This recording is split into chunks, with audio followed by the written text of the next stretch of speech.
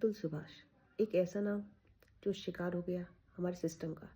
एक ऐसा सिस्टम जहाँ पुरुष हर तरफ से निराश होकर सिर्फ मरने के लिए मजबूर हो जाता है। आखिर ऐसा क्यों है कि हर पुरुष को गलत और हर महिला को हमेशा सही समझा जाता है? क्या ये जरूरी है कि गलती हमेशा पुरुष की हो, महिला हमेशा अबला नारी हो, बेचारी हो? ऐसा भी तो हो सकता है कि वो पुरुष को परेशान कर रही हो, और लेकिन बात यह है कि वो पुरुष उस महिला से परेशान होकर आखिर जाए कहाँ?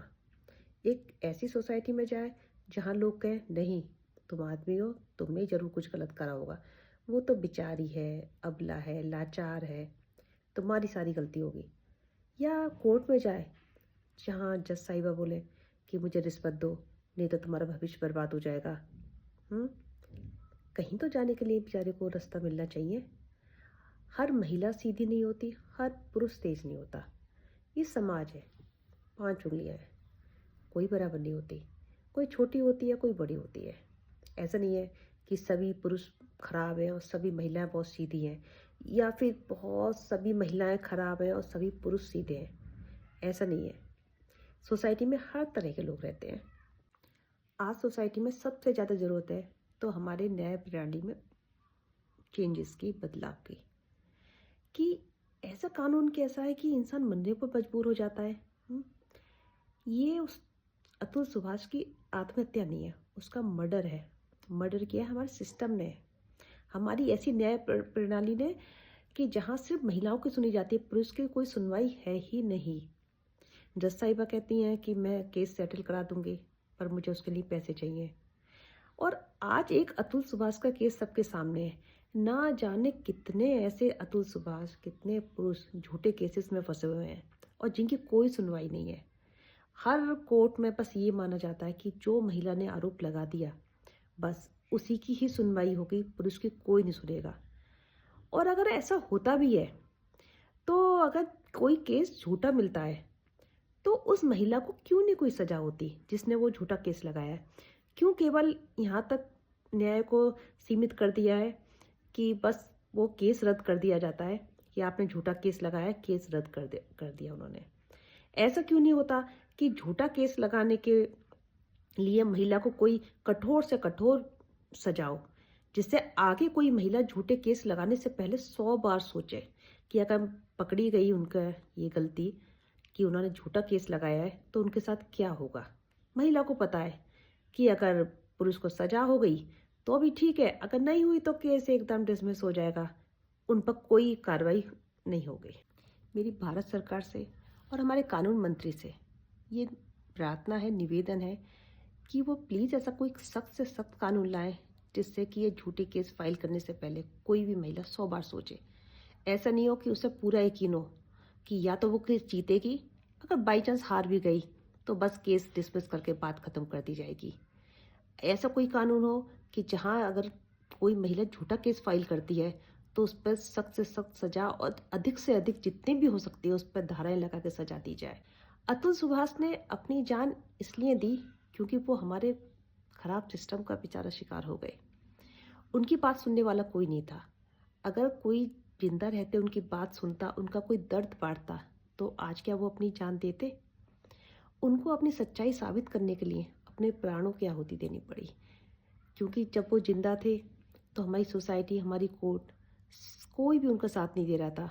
सब उस बेचारी अबला नारी के साथ थे जो उन पर 3 करोड़ देने का दबाव बना रही थी। तो ऐसा कोई आके केस ना हो, इसलिए कानून तो कोई ऐसा कठोर बनना ही चाहिए महिलाओं के लिए, जिससे वो खाली केस डिसमिस होने के बाद ये नहीं कि आराम से घुमा कि बस अब हम केस जीते या हारे, हम पर कोई फर्क नहीं पड़ता।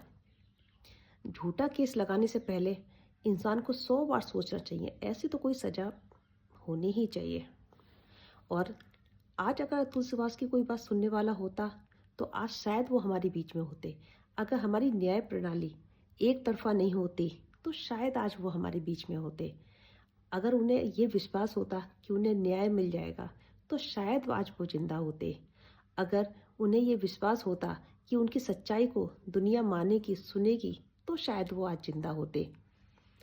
अतुल सुभाष जी ने अपने प्राणों की आहुति देकर, अपने प्राण न्यौछावर करके जो अपनी सच्चाई साबित की है, इसके लिए हम लोग को शर्मिंदा भी होना चाहिए और ये सोचना चाहिए कि ये कैसे न्याय प्रणाली है कि इंसान को अपनी सच्चाई साबित करने के लिए अपने प्राण देने पड़ रहे हैं।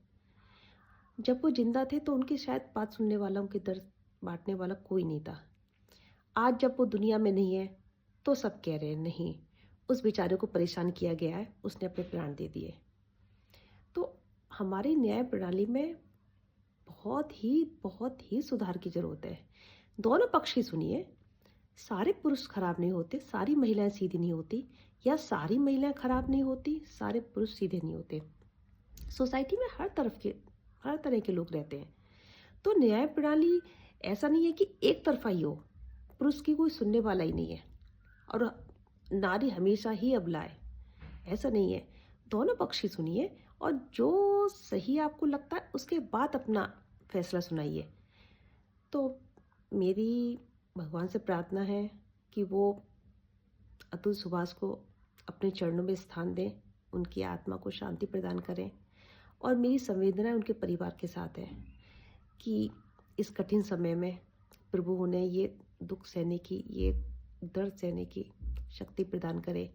अतुल सुभाष को अपनी सच्चाई साबित करने के लिए अपने प्राण देने पड़े। आगे ऐसे केस की पुनरावृत्ति ना हो, आगे किसी को अपनी सच्चाई साबित करने के लिए अपनी जान ना देनी पड़े। इसलिए हमारे देश में ऐसे कानून की बहुत ज़रूरत है जहां दोनों पक्ष की सुनी जाए, ना कि एक तरफा कानून जहां पुरुष की कोई सुनने वाला नहीं हो और जहां झूठे केस फाइल करने के बाद कोई सज़ा नहीं हो। इसलिए मेरी भारत सरकार, कानून मंत्री सबसे प्रार्थना है कि वो ऐसा कोई कानून बनाए कि कोई अगर झूठा केस फाइल करता है तो 100 बार सोचे और किसी मासूम को अपनी सच्चाई साबित करने के लिए अपनी जान न देनी पड़े। अगर आप मेरी बात से सहमत हैं तो मेरे वीडियो को लाइक कीजिए, शेयर कीजिए और मेरे चैनल को सब्सक्राइब कीजिए। नमस्कार।